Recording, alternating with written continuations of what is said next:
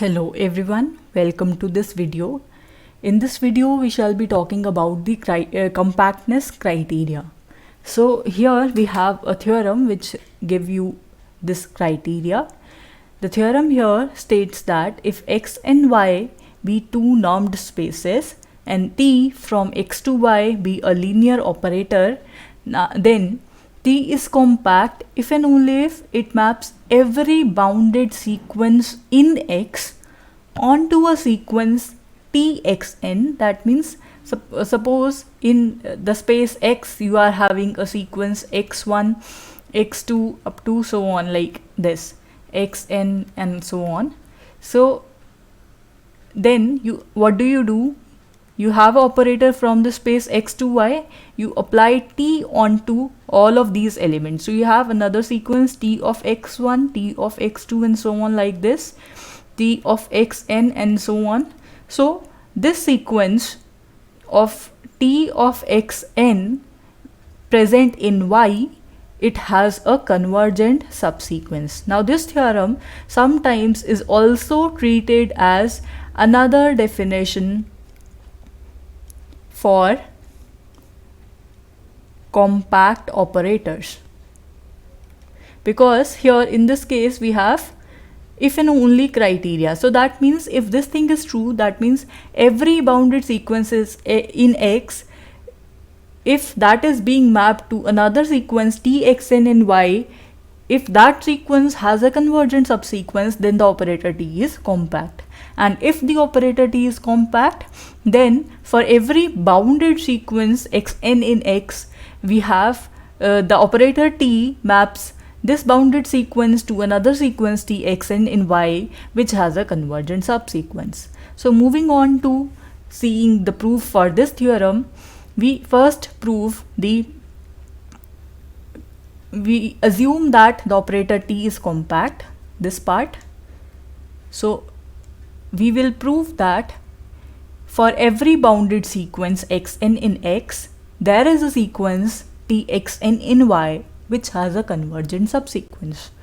So here for the assumption part, we assume T to be compact, the sequence xn to be bounded, and then we have to prove Txn in Y has a convergent subsequence. Now because T is compact, then the closure of Txn in Y is compact, because this is a bounded sequence, right? So this using the definition, this you already knew, a metric space X is said to be compact if every sequence in X has a convergent subsequence. Moreover, a subset M of X is said to be compact if M is compact considered as a subspace of X, that is, every sequence in M has a convergent subsequence whose limit is an element of M. So that means taking the closure of Txn in Y to be compact, we say that it has a convergent subsequence according to this particular result, right? So using this result over here, we can say that the sequence Txn that contains a convergent subsequence. So this part was quite easy. So this proved this first part. Given T compact, for every bounded sequence in X, we have another sequence Txn in Y which is a convergent subsequence. Now to prove the converse here, we assume this thing. For the converse, we assume that every bounded sequence xn contains a subsequence xnk such that T of xnk converges in Y. And we have to prove T as a compact operator.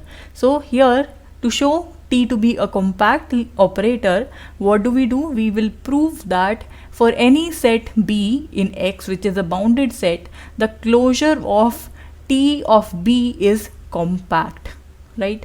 So this is what we have to prove. For compact set, we will prove that the closure T of B is closed as well as bounded. So for that, we start with taking some subset B from X, which is a bounded subset, right? So corresponding to a bounded subset here, we consider a sequence yn in T of B, the image of this bounded set for the operator T. Then we can define yn to be T of xn for some xn contained in B, right? So we can, from here we can say that the sequence xn is bounded. This is also known to us, and since B is bounded, therefore the sequence is bounded here. This is one thing. Another thing, because we assume that in this case the sequence Txn contains a convergent subsequence, hence the set TB closure is compact because the sequence Yn in TB was taken as arbitrary sequence. Why this is so? Again, using the result that if a metric space X, for a metric space which is said to be compact, every sequence in X has a convergent subsequence. Moreover, a subset M of X is said to be compact if M is compact, considered as a subspace of X. That is, every sequence in M has a convergent subsequence whose limit is an element of M. Hence, we say the operator T is compact. So this is what we wanted to prove here for this particular theorem. So this theorem, remember, is treated as the definition for compact operators in many cases. Now moving further, let's see what happens when we have a space which is finite dimensional. So before proceeding to finite dimensional space, let's talk about these three remarks here. The first remark tell you that if you take the sum of two compact linear operators, the sum is also compact. If you take some compact operator T1 and you multiply that by some number which could be real or complex, then that multiplication is also compact.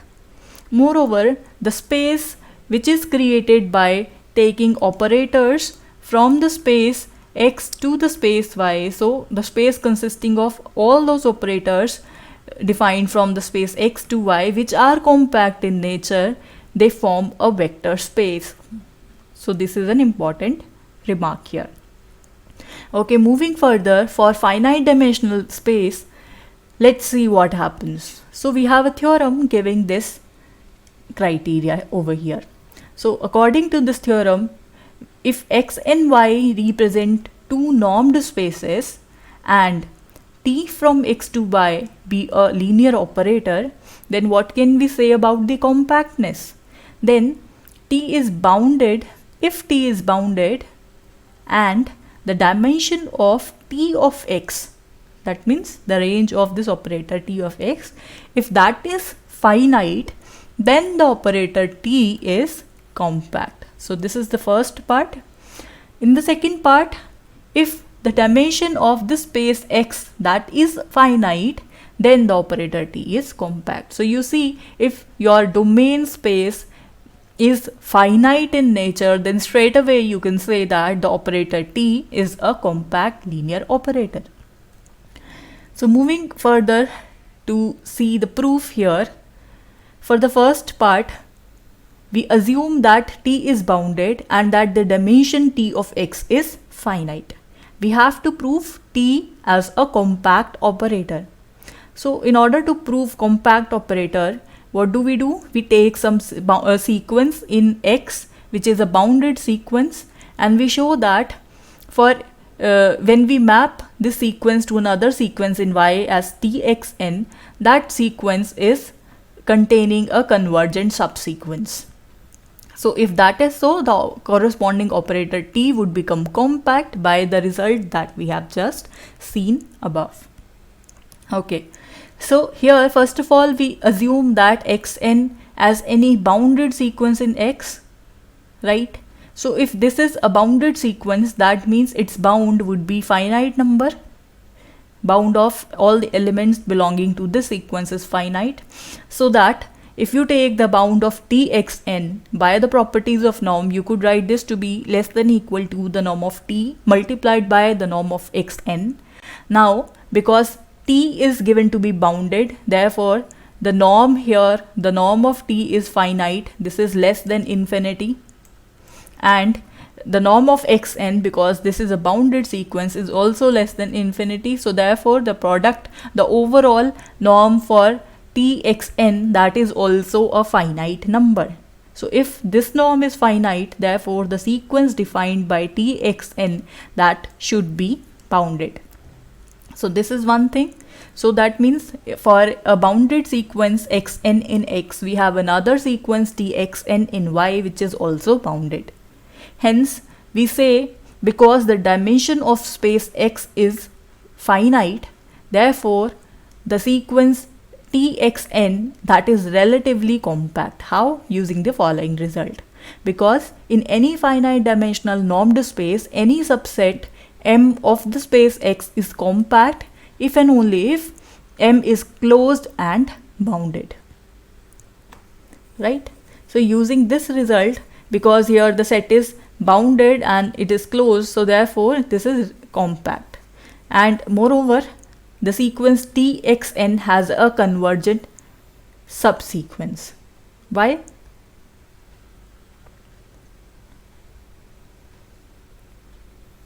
Why this has a convergent subsequence?